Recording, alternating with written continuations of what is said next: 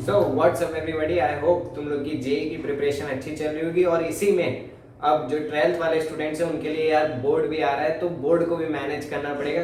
तो इसी के ऊपर वीडियो है यार कि 30 डेज में बोर्ड को कैसे मैनेज करें कि 95 प्लस तुम्हारे आ जाए बोर्ड में आराम से, क्योंकि पेपर ऑब्जेक्टिव हो गया है। तो अब थोड़ा ईजी हो गया है तुम्हारे लिए बोर्ड को अच्छा स्कोर करना। ओके, तो स्टार्ट करते हैं यार वीडियो।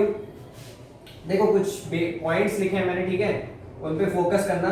पहला पॉइंट है focus only on term 1 syllabus, ठीक है। अभी टर्म 2 सिलेबस पे कम फोकस करना, मतलब उस पर ध्यान मत दो अभी। टर्म 1 सिलेबस पर ही फोकस करो, ठीक है। और मैंने लिखा है इफ कंप्लीटेड देन रिवाइज। देखो रिवीजन एक बहुत इंपॉर्टेंट पार्ट है किसी भी एग्जाम का, चाहे बोर्ड हो, जेईई हो, नीट हो, कोई भी एग्जाम हो, रिवीजन एक काफी इंपॉर्टेंट रोल प्ले करता है। तो अगर कंप्लीट भी हो गया है तुम्हारा सिलेबस तो उसको रिवाइज करो, ठीक है।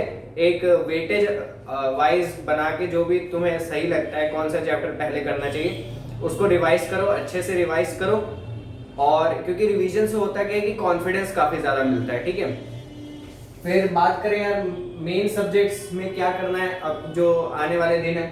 तो मेन सब्जेक्ट्स में मैंने लिखा है give at least 1.5 to 2 hours for each of physics, chemistry, math. अभी तुम लोग कहोगे कि भैया जेई में भी तो जेई के क्वेश्चंस भी करने हैं, एडवांस का हम तो सोच रहे हैं, तो लेकिन फिर भी देखो बोर्ड से तुम्हारी प्रिपरेशन और ज़्यादा स्ट्रेंथन होगी जेई के लिए। कभी तुम्हें ऐसा नहीं लगेगा कि बोर्ड के लिए प्रिपेयर कर रहे हो तो तुम्हारा जेई का नुकसान हो रहा है। मैं एंड में बताऊंगा क्यों।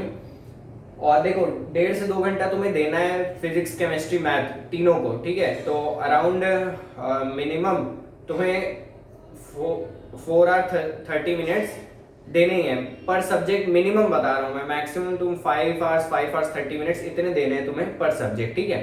उसमें तुम्हें करना क्या है, ज्यादा से ज्यादा क्वेश्चन प्रैक्टिस करो, ठीक है। अभी अगर तुमने थ्योरी पढ़ ली है तो it's well and good, revision तुम आखिरी के कुछ टाइम भी कर सकते हो, तो अभी क्वेश्चन प्रैक्टिस कर लो।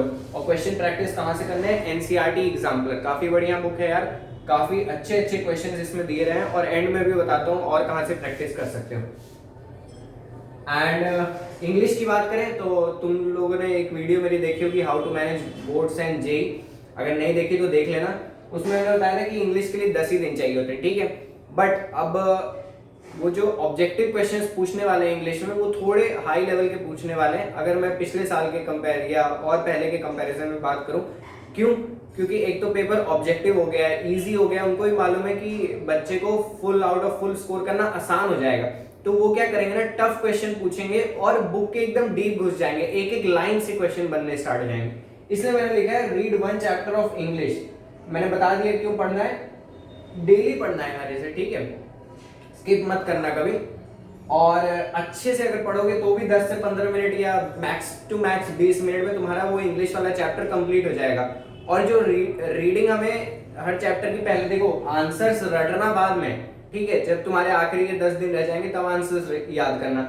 रीडिंग एक काफी इंपॉर्टेंट रूल होता है। क्यों?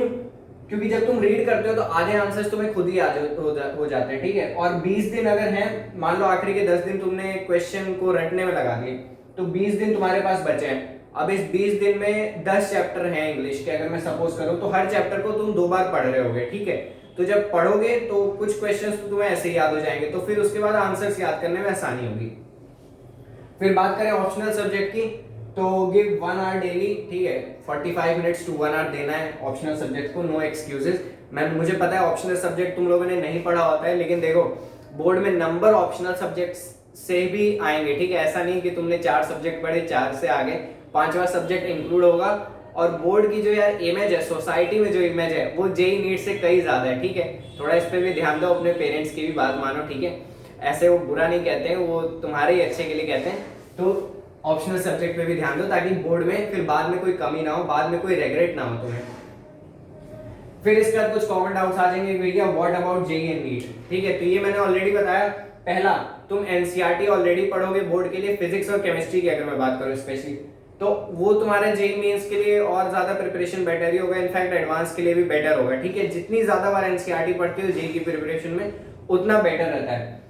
फिर अगर टाइम बचता है तो, ठीक है, टाइम अगर बच रहा है तो करना, वरना ये नहीं करना। बाद में पेरेंट्स कहेंगे कि सत्यांश भैया ने ऐसे ऐसे बोला था, तो तुम लोग ने यार जेई मेंस के पीवाईक्यू सॉल्व किए इसलिए तुम्हारा बोर्ड के रिजल्ट कम हो गया।